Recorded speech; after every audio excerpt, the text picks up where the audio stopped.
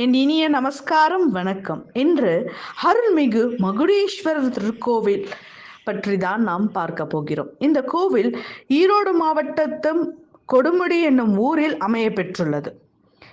இந்த கோவிலின் மூலவராக கொடுமுடிநாதர் அருள் பாலிக்கிறார். இவருக்கு மகுடேஸ்வரர், மலைக்கொழுந்தீசர் என்ற திருநாமங்களும் அமைய பெற்றுள்ளது. இறைவிக்கு பன்மொழி நாயகி, திரிபுர சுந்தரி, வடிவுடை நாயகி என்ற திருநாமங்கள் இருக்கின்றது. தல விருட்சமாக வன்னி மரம் இருக்கிறது. இந்த ஊரின் புராண பெயர் திருப்பாண்டி கொடுமுடி என்பது ஆகும். அது மருவி இப்பொழுது கொடுமுடி என்று அழைக்கப்படுகிறது. இந்த கோவிலின் ஸ்தல வரலாறு என்ன அப்படின்னு நம்ம ஃபர்ஸ்ட் பார்க்கலாம். உன்னை விட நான் பெரியவனா, என்னை விட நீ பெரியவனா அப்படிங்கிற பிரச்சனை மனுஷங்களுக்கு இடையில இருக்கு.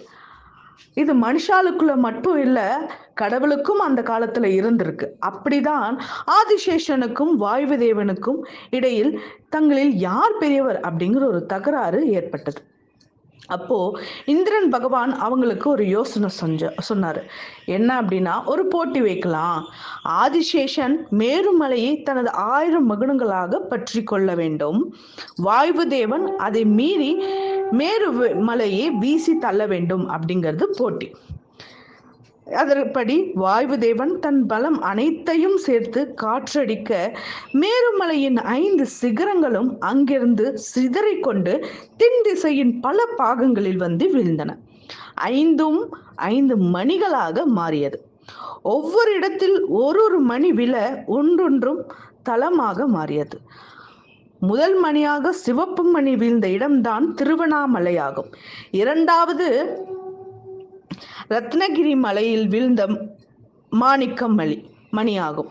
மூன்றாவது மரகத மணி ஈங்கோய் மலையில் விழுந்தது. 4வது நீலமணி வீழ்ந்த இடம் பொதிகை மலையாகவும் வைரம் மணி வீழ்ந்த இடம்தான் இந்த கொடுமுடியாகவும் மாறியது. மேருவில் இருந்து வந்தவற்றில் 4ம் மலைகளாகவே தான் காட்சி தருகிறது. ஆனால் இந்த 5வதாக விழுந்த இந்த வைரம் மணி சுயம்புலிங்கமாக காட்சி தருகிறது. மேருவின் மகுடத்தில் தோன்றியவர் என்பதால் தான் இந்த இறைவருக்கு மகுடேஸ்வரர் என்ற திருநாமம் அமைய பெற்றது. சரி, இந்த கோவிலோட வரலாறு தெரிஞ்சாச்சு. கோவிலோட அமைப்பு எப்படி பார்க்கலாம். கிழக்கு பார்த்து அமைந்துள்ள இந்த கோவில் சுமார் 640 அடி நீளமும் 484 அடி அகலமும் உடையதாக அமைய பெற்றுள்ளது. இந்த கோவில்ல மும்மூர்த்திகளான சிவன், விஷ்ணு, பிரம்மா ஆகிய மூவருக்குமே தனித்தனி கோபுரங்களும் தனித்தனி சன்னதிகளும் அமைய பெற்றுள்ளது.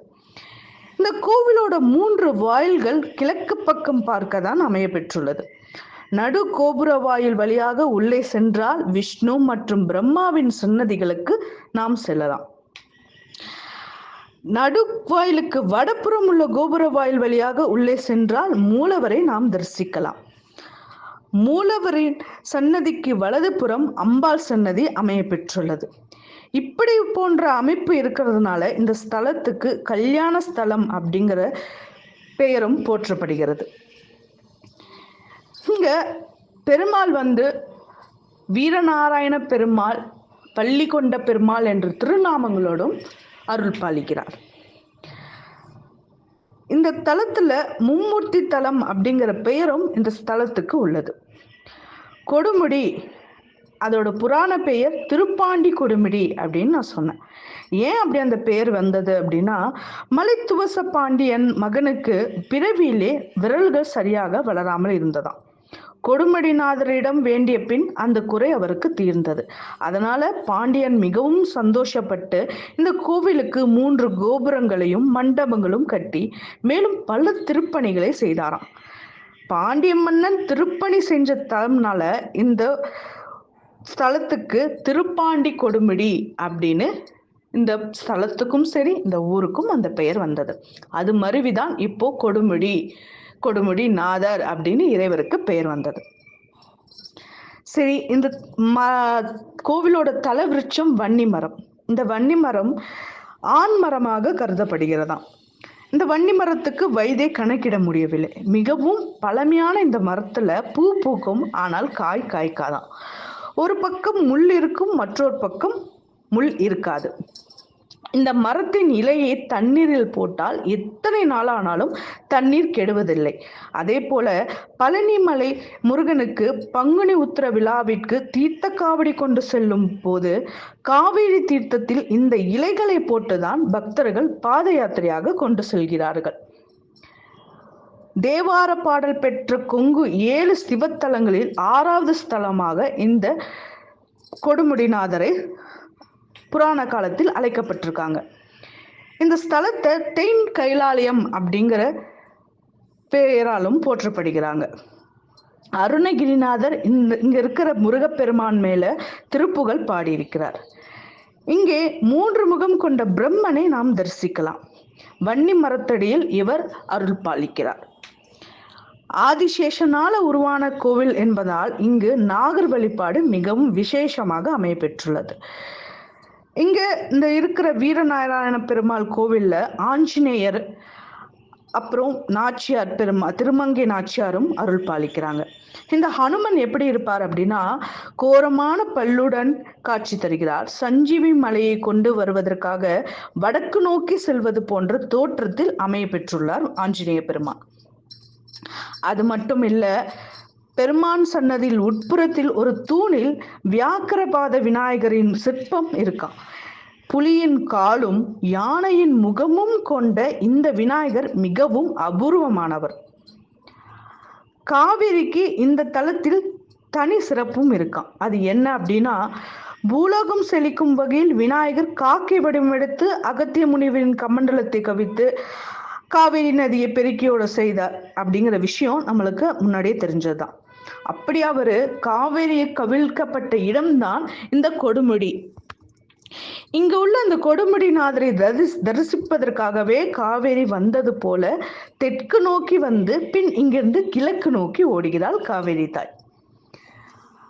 சைவ வைணவ ஒற்றுமைக்கு பெயர் பெற்ற இந்த கொடுமுடி வீதி உலாக்குகளில் சிவனும் விஷ்ணுவும் ஒன்றாகவே வலம் வருவாராம். சித்திரை திருவிழா இங்க ரொம்ப விசேஷம்.